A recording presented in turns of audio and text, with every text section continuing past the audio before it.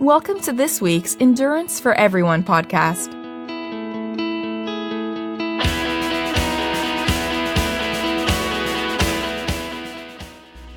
Endurance sports are for everyone, and this is the Endurance for Everyone podcast.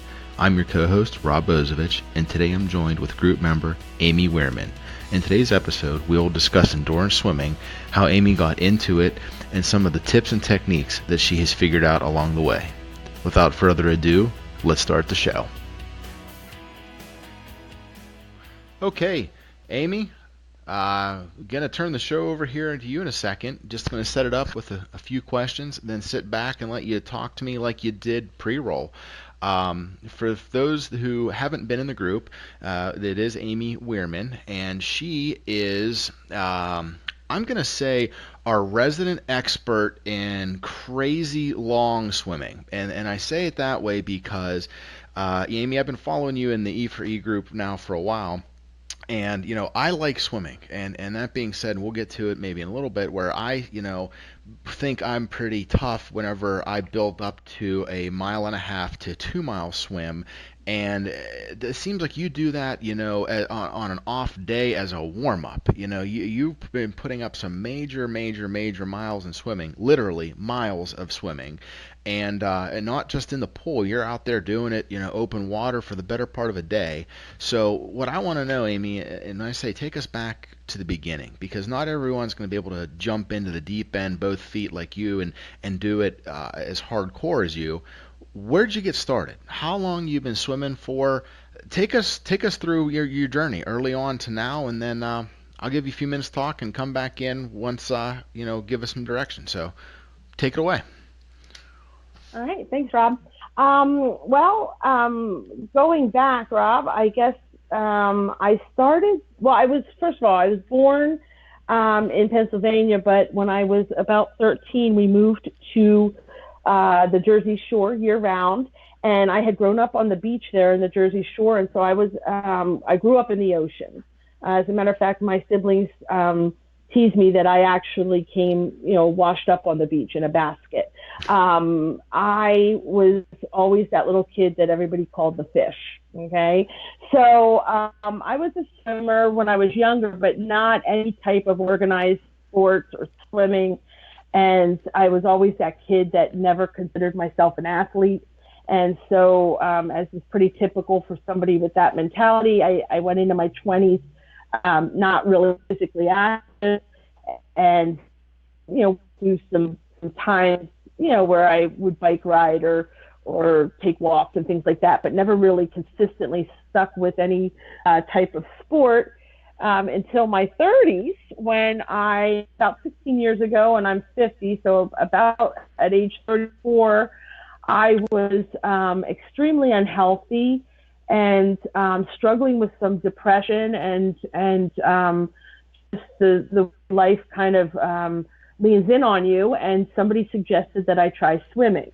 And so one night on a very, very freezing cold winter night, I don't remember what month it was, but it was very cold, I walked into a pool, our local pool, which was actually an outdoor pool that was covered by a bubble and heated in the winter time.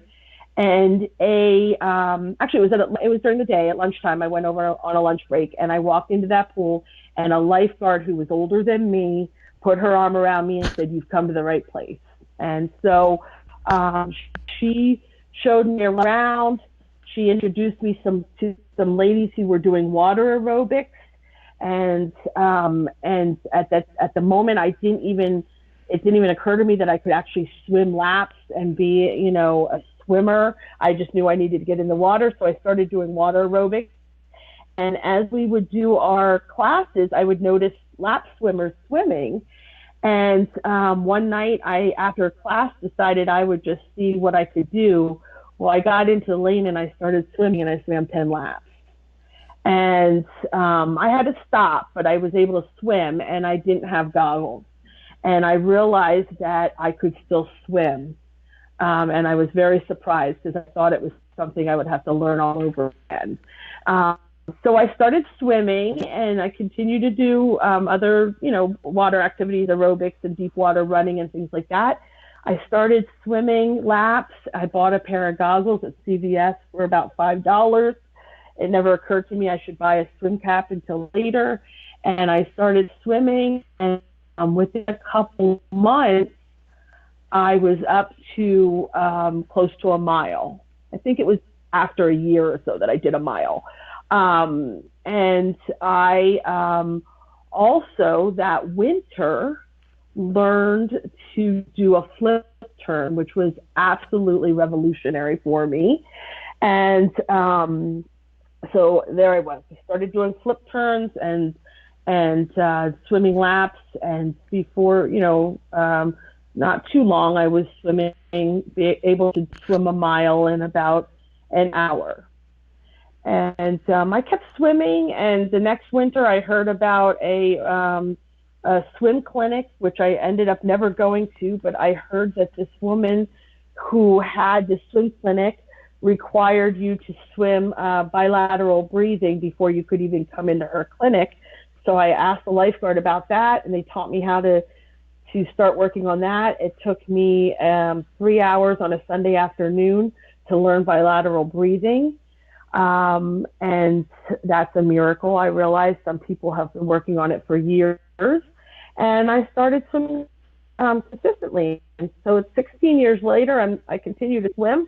But as I started getting fitter, and I lost a little bit of weight, not anything huge, but I was getting conditioned. I started walking, and that motivated me to get a new bike. I ended up getting a bike and started riding my bike pretty consistently. And in 2008,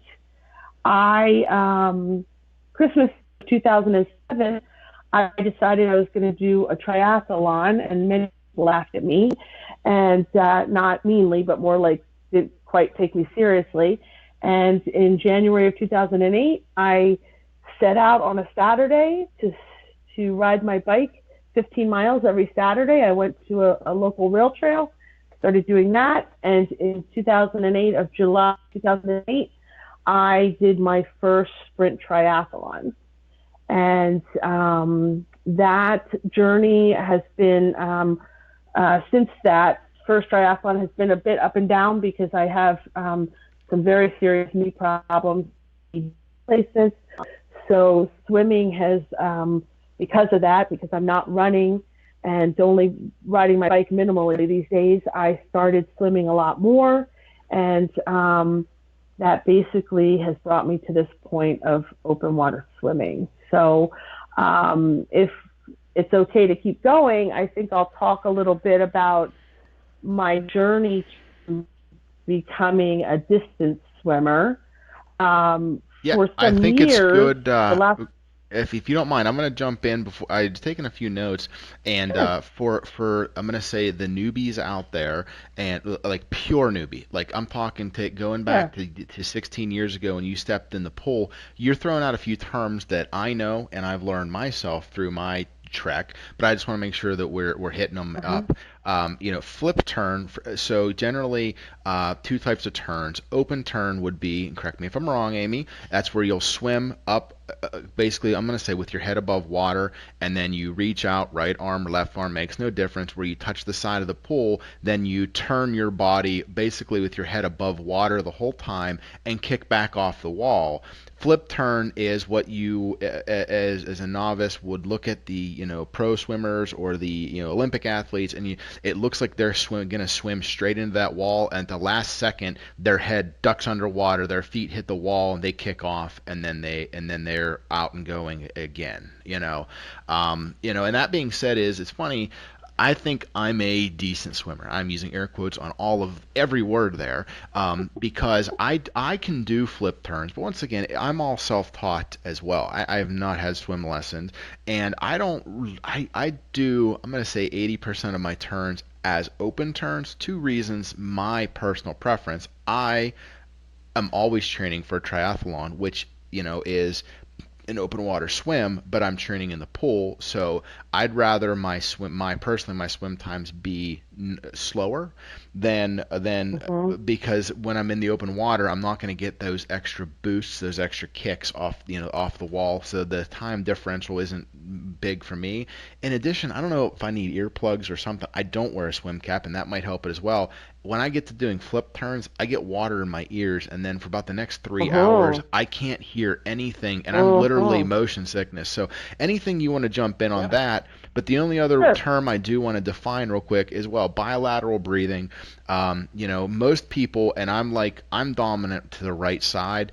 As such, it's basically, if you're swimming, it's where you keep your head in the water, but you roll to the side in order to take a breath during your swim stroke. Bilateral is where you're breathing on both your right and your left. Some people make it a habit, and Amy, maybe this is what you were taught. Maybe it's every 3 strokes, so that way it's right, left, right, left. Some people just, personally, just to force myself, I always look to the same wall. So if I'm going down a length, I'm always breathing to the right, and then when I come back, I always breathe to the left, just to keep a habit, and that's just personally what I do. Anything you want to add to either one of those? Sure. Well, first of all, I think I need to be really clear. The only reason I mentioned flip turns was not because I'm necessarily an advocate of flip turns. I'm not a swim snob at all. So I'm not one of those people that's like, oh, you need to do everything. You need to advance to all the specific little, the ways that the guidelines for what makes, quote unquote, a great swimmer. Okay. Well, may I interject there? And I'm going to say it this way. This is ringing my bell a little bit. I will say I am not a great swimmer. I will win my triathlon. When I say win, I will be first out of the water in my age group, beating everybody by a minute. I still do not know how to dive off of the platform without my goggles ending up around my neck. So, proof that I can help you with that. So, anyways, go on. I just wanted to jump in with that, but continue. You're not a swim snob. We were supposed to jump off of it. We were supposed to jump off of a ferry this summer, a race that ended up being canceled that we'll be doing in June. So jumping off and keeping your goggles on is something I've been working on quite a bit, actually. But I just wanted to say about the flip turns, and this is just these little, like, I don't know if you want to say psychological or just little things about me that make me me. I am a person who loves rhythm and flow, which is probably a big part of why I'm so obsessed with water, probably more so than some people. Some people just tolerate water. I'm literally the happiest I can ever be when I'm in the water. And I think one of the reasons is because I'm somebody who loves, like, consistent, rhythmic, over and over again flow, So for me, the flip turn was simply that I could continue to swim and not stop. That was all it was for me. And the other thing is, and this is very key, what you mentioned about the ears. I have terrible ears. I wear earplugs. I have to wear them all the time. I love, and we can talk about this even probably maybe when we talk about what I do to enhance my swimming when I'm not swimming. I love being upside down in the water. I actually believe that it has mentally helped me through some issues with depression, not necessarily chemical depression, but, some emotional things. I am somebody who literally gets upside down in the water as often as I possibly can. So when I'm swimming, when I do a swimming workout, first of all, my pool workouts are very often not swimming, and I realized I didn't tell you that previously to this. I'm not somebody who does most of my distance in the pool. My distance is in open water. I do other things in the pool to stay in shape for my swimming. Now, there are people in my life that I think would like to see that change. And I do think that probably if I'm going to advance in my open water swimming, I do need to start swimming more laps. But I'm very much like to be away from people when I'm working out. And so I tend to not be super social in the pool. So I do a lot of water running. I do water yoga. I do a lot of handstands and gymnastics in the water to stay in shape. And so I'm all about being upside down in the water. And so flip turns allowed me to do that. In regards to the bilateral breathing, again, although it's not something that's required necessarily to be a better swimmer or faster swimmer in triathlon, for open water swimming, where you're doing many miles in the water, sighting is very important. I mean, sighting is important, of course, for triathlon too. Actually, very important as far as, making your time and not getting off course. But bilateral breathing has allowed me to be very flexible. And there are times where I'm not bilateral breathing because what I'm watching for is on the left side. And so, or I'm watching birds, or there's certain nature that I want to see. Or perfect example, in my lake where I swim, the sunrise is to my left. I don't bilateral breathe because I want to see the sunrise when I'm doing a sunrise swim. But the bilateral breathing has helped me to maintain a really strong neck. I really do think that I have very, very strong shoulder and neck muscles, and I do think I do some other weights to help that along. But I do believe that the bilateral breathing and being flexible to breathing to both sides has helped with that. That I don't have as much pain now that I give both sides. Well, if nothing else, I think the bilateral breathing just helps with the symmetry. It'd be the same deal, and it doesn't seem like a lot turning your head to the side to breathe, but it'd be like only doing curls with your right arm or only doing a squat with your left leg. You're using muscles both directions, and if nothing else, it creates that balance for you. So, talk to me a little bit about. Let's go into it. And I love triathlon, you know that, but I want to skip over that portion of it and go. I want to hear about this.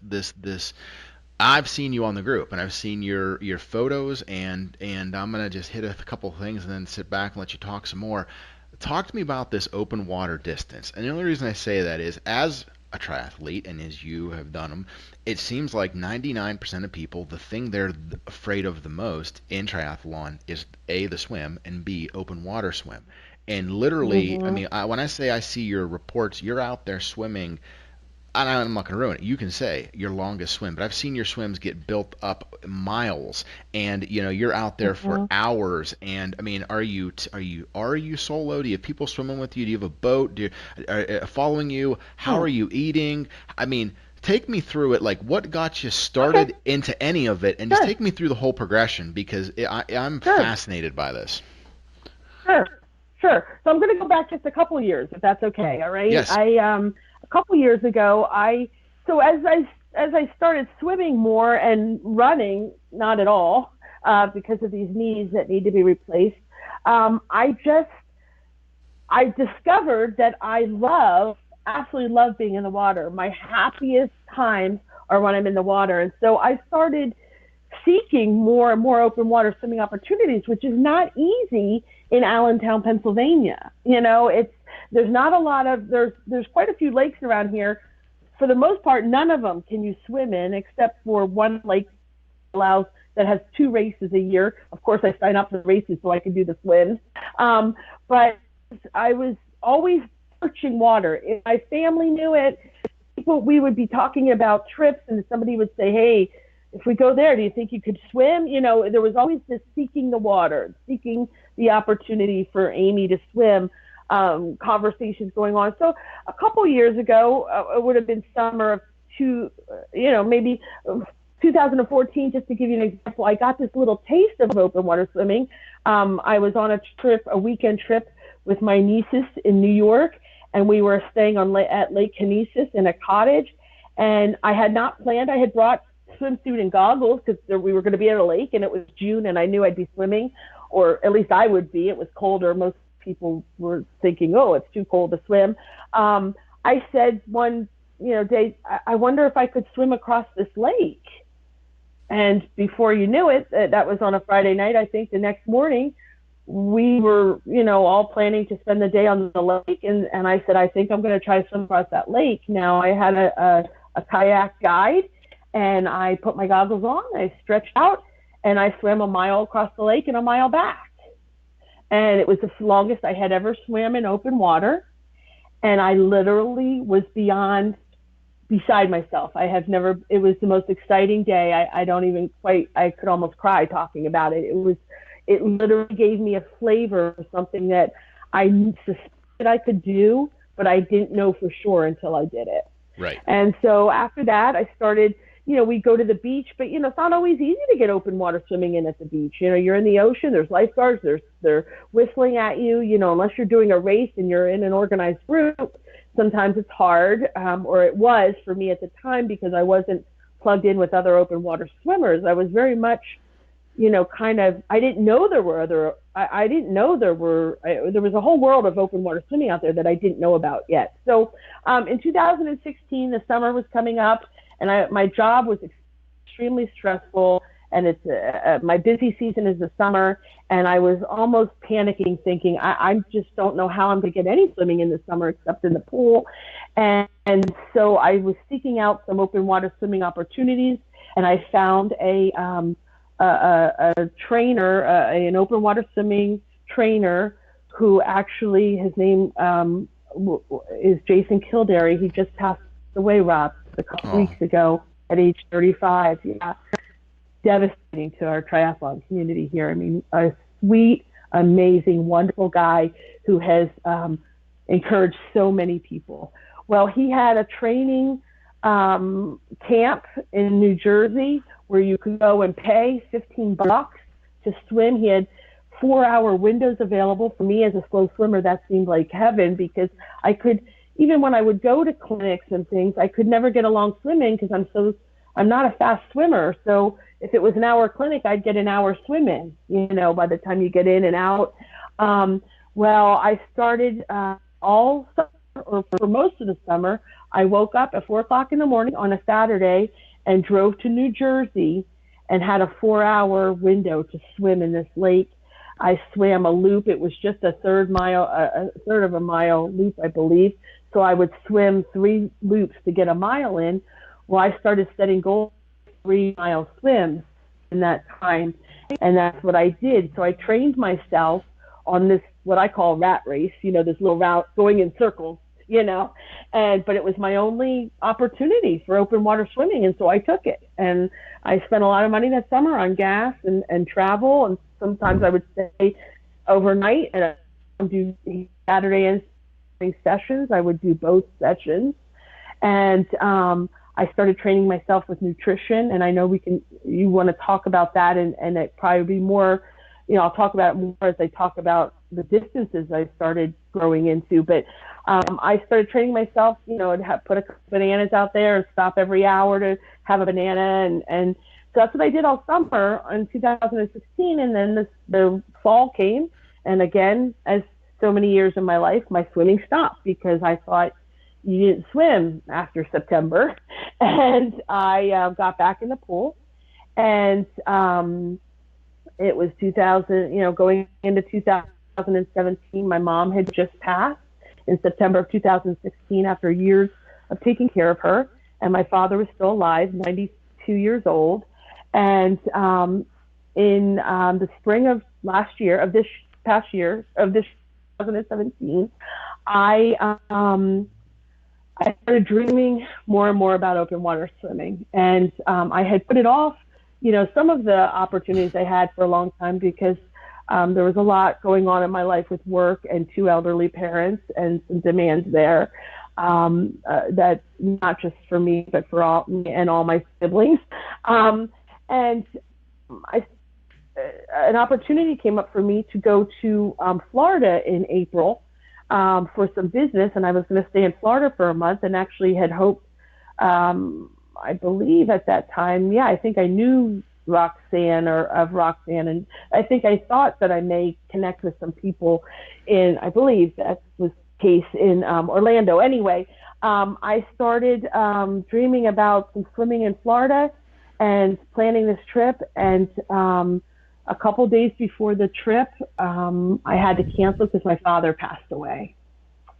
And so it was April of 2017, and again, another open water swimming dream seemed to be fizzling, and I was disappointed, but I just, had to keep on pressing on. And out of the blue came an opportunity for me through a triathlete mentor who had mentored me since 2008, introduced me to a open water swimming coach who happened to be having a clinic in May of 2017. That was this last spring. Seems like a long time ago. And this clinic was going to be at a lake called Blue Marsh Lake, which is 42 miles, I believe it is, from my house. And I literally, I had no idea that you could swim at Blue Marsh Lake. Every other lake in our area you cannot swim in. And so I anticipated this clinic. I went to this clinic and got into that lake and swam. I think it was May 6th. And really, I never got out. To this day, last Saturday, December 23rd, I swam in Blue Marsh Lake. I went to the clinic. I learned a little bit about the lake. Of course, got some tips, triathlon tips and things like that. There's more there just for the swim and to meet other swimmers. And it opened up a world for me, Rob, that I had, I kind of knew would happen. I kind of had many years of patience knowing that at some point my swimming would kind of take off.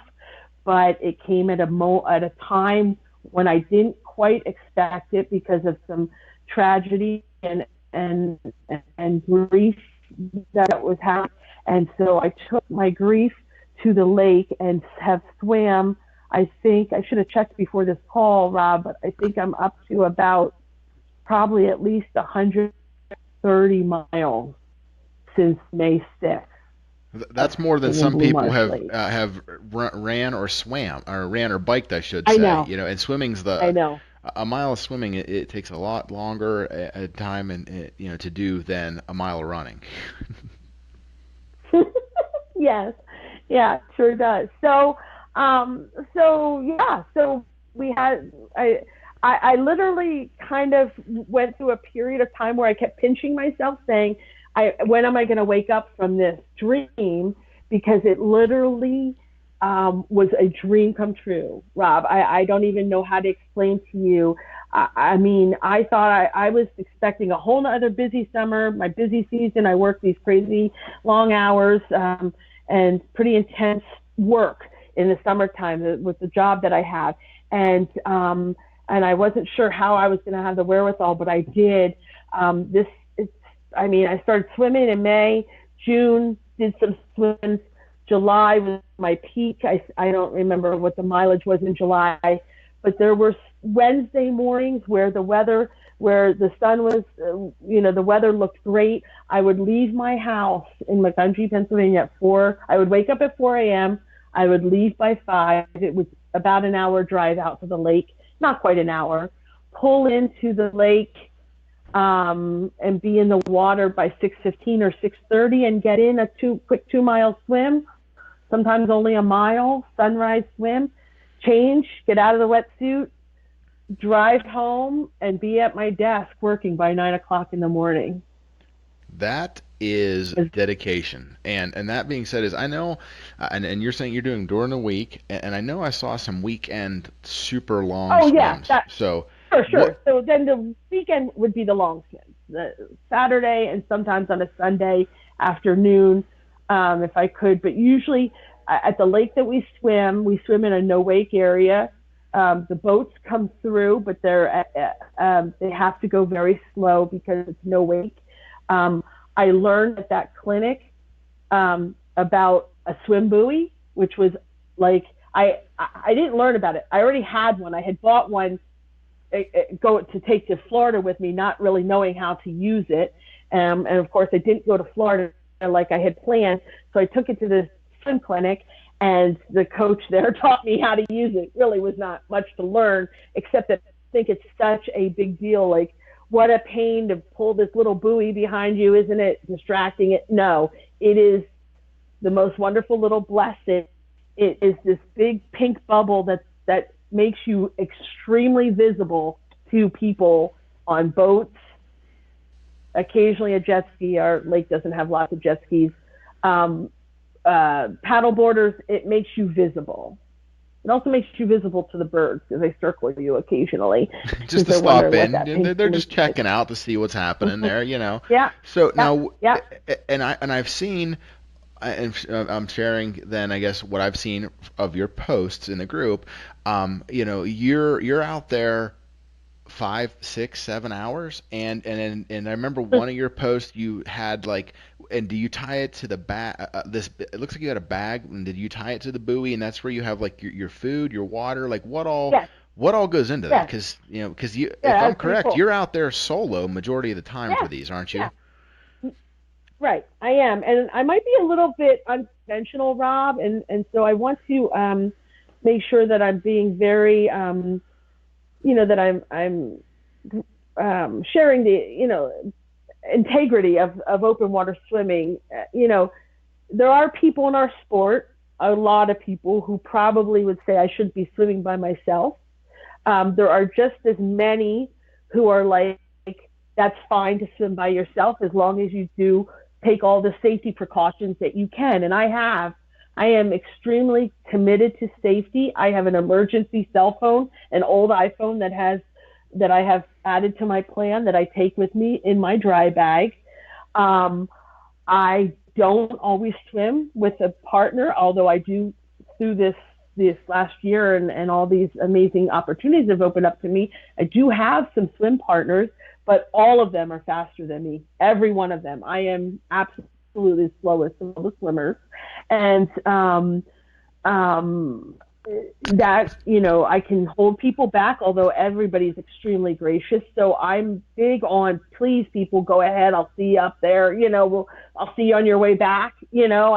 I've learned some tricks to swimming with faster swimmers that allow me to still get the time with them that I would like to have by turning around when I see them turn around, I turn around so they catch up, that type of thing. Nutritionally, many swimmers, many open water swimmers that you would see on other, on groups, such as, Did You Swim Today or Open Water Swimming Association, things like that, or Marathon Swimming Association, groups like that.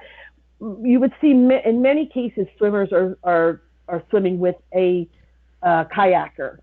Okay. I have friends whose husbands kayak, she swims. She kayaks, he swims.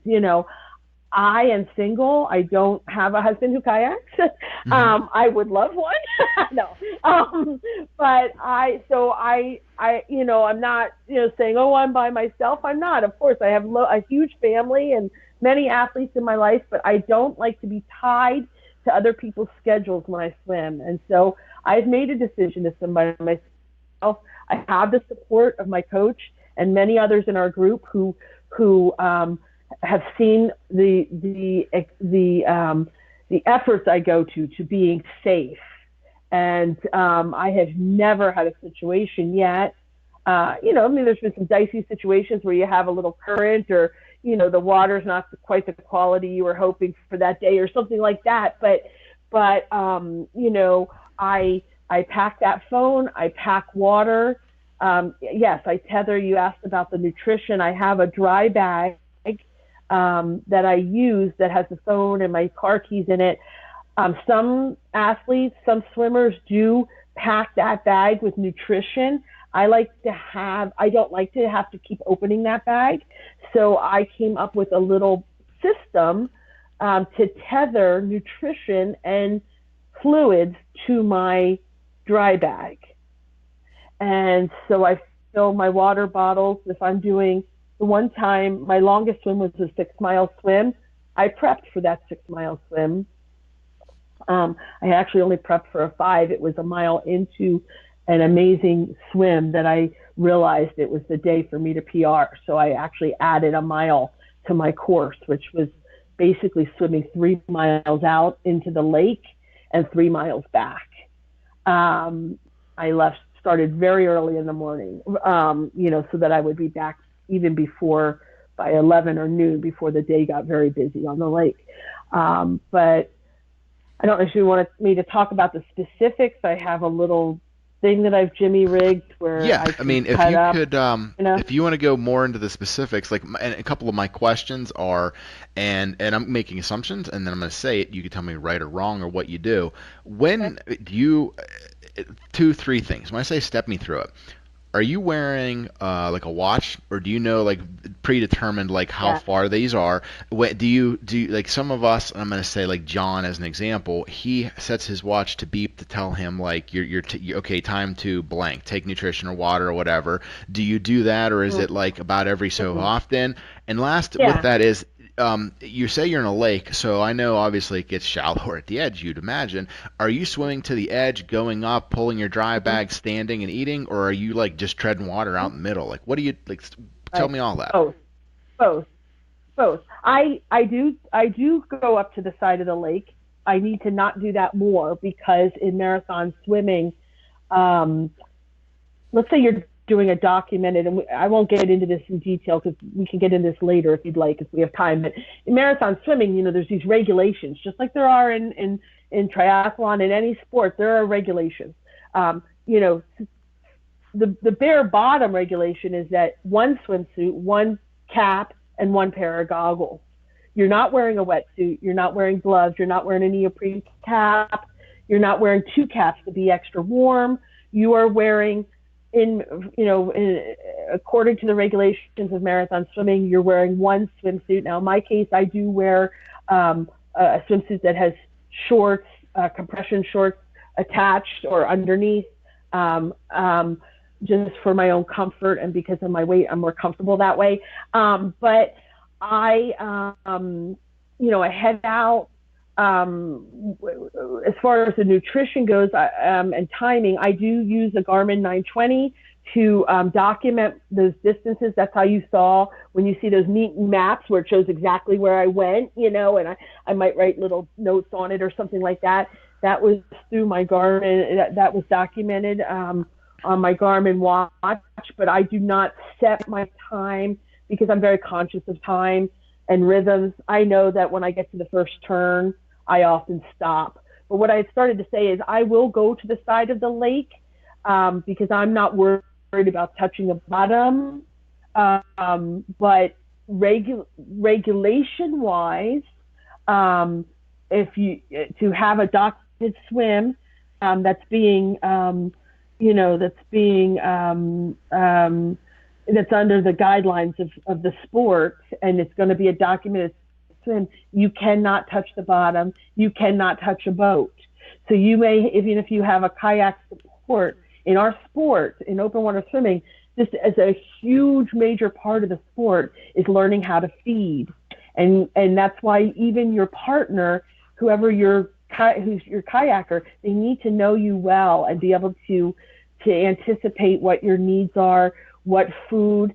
If you Google, or if somebody's getting into swimming like I am, and I'm reading up on all these swims, I follow swimmers. There's all these well-known swimmers. They wouldn't be names that are probably familiar to you, but in the sport, they're people that I follow, and their swims are documented, and there's logs that the people on the boat, their support team has logged at everything they put in their mouth.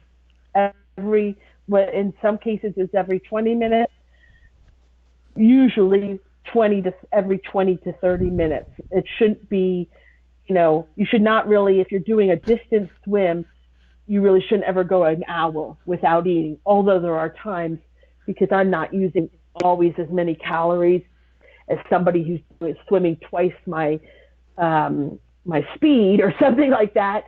There are certainly times where I go an hour without feeding, but technically you really should stop every half hour or so and do a feed. Very often, it's literally just stopping and treading water, which for me is extremely easy. I take it for granted. And once in a while, I'm out with another swimmer who has to really work to tread water and stay above. And I realize how lucky I am to be able to float the way I do. And it's one of the reasons I can swim 6 miles like it's nothing. Not like it's nothing, but, like it's a regular day. This summer, my longest swim this past summer was 6 miles. This coming summer, there will be a lot of 6 mile swims, hopefully more 10 and 12 mile swim, work up to a much longer swim. But so, yeah, just to break it down, the food, in my case, this summer, this is my magic formula. It's actually changed a little bit since then, but when I was getting started, my magic formula was like a fruit and nut bar. I forget the brand that I buy, some generic brand. Cut it up into pieces, and I would put it into a pill box. So there'd be 7 feedings of 1 bite. Okay. And that was enough for me to stop every half hour, take a bite of the fruit and nut bar and some water, or in some cases, especially during those really crazy hot summer swims, I did a full bottle of water and a full bottle of some type of, energy drink, something like a Gatorade. Right. I would use I might use Emergency or something like that, mixed with water, just for some extra electrolytes. And so I would stop and do a feed, and then, about every half hour, and then halfway through the swim, I had another little container, which was like a little pill container filled with sports beans. Those were great for me. They worked really well for me. They weren't real chewy. They were like the jelly bean kind. Yep. And I would do those. And I kept all of those the 2 tubes in another water-sealed water bottle that just pulled along on my, tethered on my swim buoy. Cool. I also experimented with, we've talked about, I think John has said that he uses, I believe it was John that uses baked potatoes or potatoes on during races, I believe, or somebody on the group does. So that might be in the group. I don't recall John ever saying that, but I'll be sure to ask him and we can bring it up. Yeah. Somebody talked about potato. You know how potatoes are popular right now in triathlon. One thing that I tried was rice, sticky. I would make sticky rice in the rice pot. I use a lot of sticky rice because I do Asian cooking, and I would just do some rice and balsamic vinegar and a little olive oil mixed in together into a paste, and I made these little tubes that I would put them in, and then that tube goes into the bigger bottle. So real easy, just squirt that tube into your mouth for those carbs, very fast acting carbs. I don't always know all the terminology unless I'm looking at it in writing. And then, just continue on with the swim. Yeah. Cool. So that answered a lot of them. And what I was going to say here is, I'm just looking at the time and realizing, the length of the next 2 or 3 things that I would be asking would put us at probably like a 2.5 hour show. So what I'm going to do is I have a couple of things I'm just going to ask you, kind of like put a bow on it, wrap it up here. But then, because you had talked about Mike, there before, you had talked about Ice Mountain. You said that here. You had talked a little bit about marathon swimming. These all seem like very good topics that I think might be an entire other show. So just kind of circling back to a little bit of your journey then, and then just my question, and maybe this is my observation. You had said about marathon swimming, how there's rules and regulations and so forth, but it seems to me, and I'm not saying like you're out there just for a day in the park type deal, because what you're doing is very very challenging and so forth, but it seems to me like you're more at this point interested in, it's like the journey versus the destination. It sounds like you're out there more for the fitness, and this is Amy time, not necessarily like you're trying to set some sort of land speed, or I guess it'd be a water speed record out there. Is that a fair fair assumption that this is Got more it. like this is for you, huh? So then, because my You next got question, it. my Got next it, question yeah. was going to be, do you have like what I was going to say? What's 2018 entail, or could we expect to see you doing some races, or is it going to be more of a just continuing down your fitness journey here? And I don't want to put words in your mouth, but I think I know which way it sounds like it's going there. That's a good question. Yeah, and it's a question that I talked about just on Saturday after our brief winter swim. I had some coffee time actually with my dear friend Louise, who is also a coach, and I call her my coach. I wouldn't say I'm probably her most profitable client right now, but we're friends and we swim together, and so I do call my coach. And she is a certified open water swimming coach. And we talked about that because this time of year, well, you guys know this is no joke, right? You got to get in. You got to get your registrations in for races. Things are selling out. Everybody's talking about their lineup.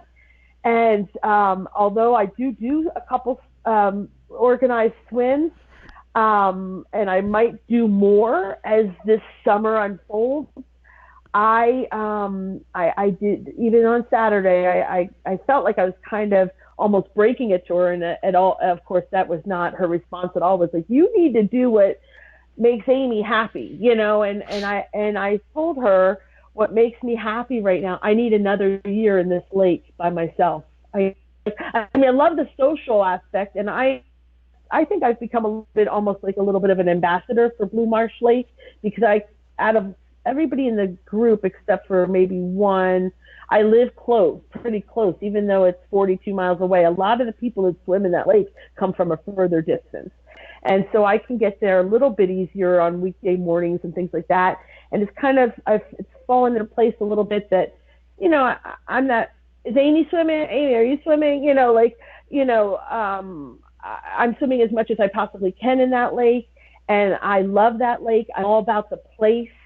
I'm all about showing people around. I just posted earlier today on my Facebook. If anybody who wants to friend me on Facebook to learn more about my swimming is welcome to do that. I posted this morning about Blue Marsh Lake. You know, there was a map that showed all the no wake areas, and I'm trying to, you know, kind of get people excited about next summer. People who dream about open water swimming and don't know how they would even implement it, this is the way to do it. Show up at a clinic in May and start swimming with us, you know. And I'm always open to meeting people in that lake to swim, even if I'm trying to get my own swim in, you know. Yeah. But yeah, so I am doing a couple races, Rob. There's one called Steelman that we do at Lake Nakamix, and that I do every year. I've done it for the last 5 years. It's a 1.5 mile or a 3 mile swim. I tend to do the 1.5 mile, even though I could easily do the 3 mile swim.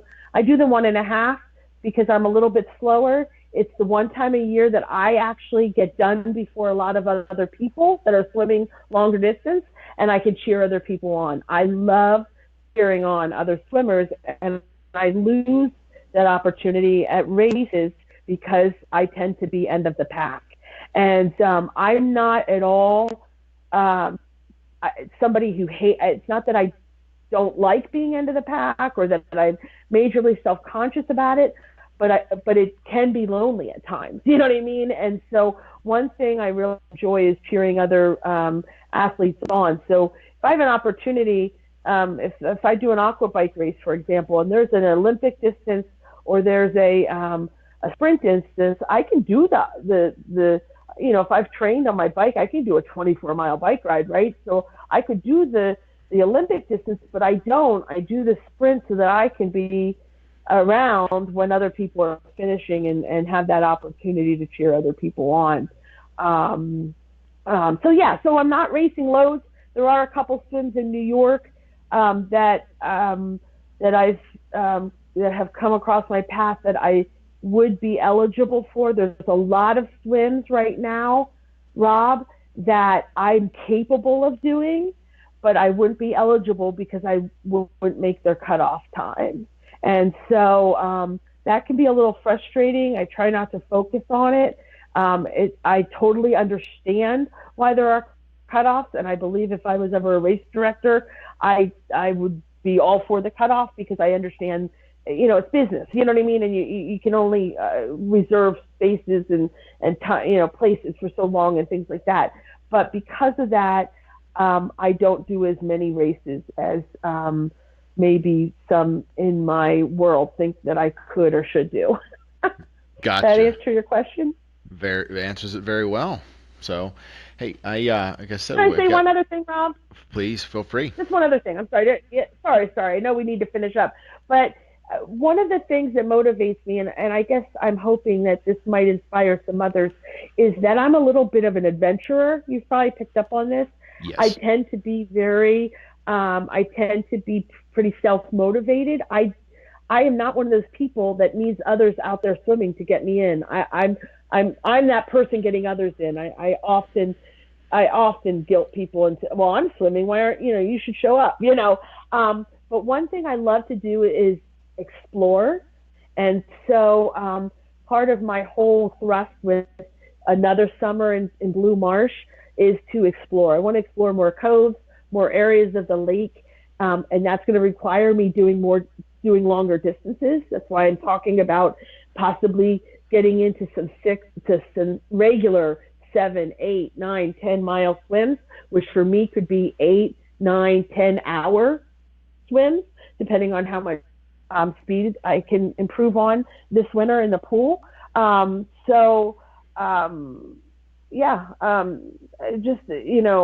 hoping that maybe that sharing that might inspire some others to pursue their passion. If they love swimming, if they would just get in the water and swim and not be maybe so hung up on necessarily having to be racing. Right. Very, very well said. And what I'm going to do is, like I said, we'll go ahead and wrap it up here. And what I'm going to do is throw it out there on your behalf. And you didn't say this to you before, but anyone who's within the distance, and I wrote it down and you had said it, if they missed it, I believe it is Blue Marsh Lake. If you're anywhere near the vicinity next year, feel free to grab a kayak or jump in the water and join Amy. She's going to be out there pretty much every day next year in 2018. And he's going to be doing some amazing things. And you don't have to go and swim the whole 10 miles with her, but, maybe join her for a mile or two. Would you like a little company out there? I would love it. Blue Marsh is such a beautiful place. Even if you're far away, you should Google it and just take a look at the lake.